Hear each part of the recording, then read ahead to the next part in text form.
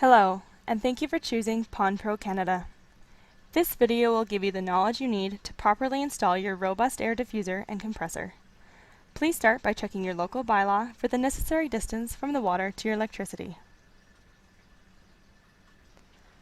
When mounting, make sure the cabinet is 36 inches or 1 meter off the ground. The next step is to strip back 2 feet of the insulation, exposing the poly tubing underneath. The tubing is numbered, ensuring you use the same tubes at each end. Insert the barb connectors and tighten the hose clamps. Here is a video to show you how to connect the poly tubing to the air lines.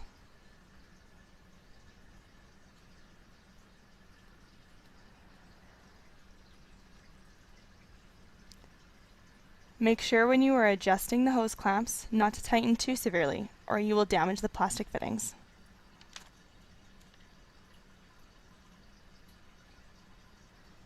Once you have completed this step, put the insulation back over the tubing and use tape to hold it tight. Reinsert the protective sheath over the insulation. This is what it should look like when it's done. Before connecting the air line to the poly tubes, insert the barb connectors and tighten the hose clamps, just as you did before. Now you may continue. To help sink the tubing, you can tie 3 to 5 pieces of rebar to the insulated line using zip ties. Install the insulated tubing below the sod and rockwork so that when the tubing goes into the lake, it is below the ice level in wintertime. When attaching the air line to the diffuser, insert the barb fitting into the bottom.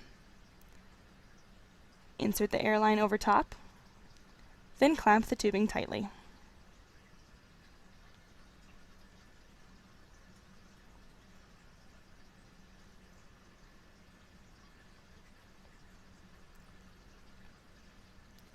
Don't forget to fill your diffuser with sand to help it sink. This is what it should look like when it's ready to go into the water. When positioning the diffuser, it is best to take it to the desired area in your pond and lower it down with a rope. To suspend the diffuser, use a long rope and simply loop it through each of the holes on the diffuser. That way, when you find the desired position, you can easily pull the rope back up. Please note that if your pond already has fish in it, you should suspend it only halfway into the water column and drop it only 1 foot per week. Often ponds are dead and anaerobic. We do not want to risk mixing the water void of oxygen with the rest of the water.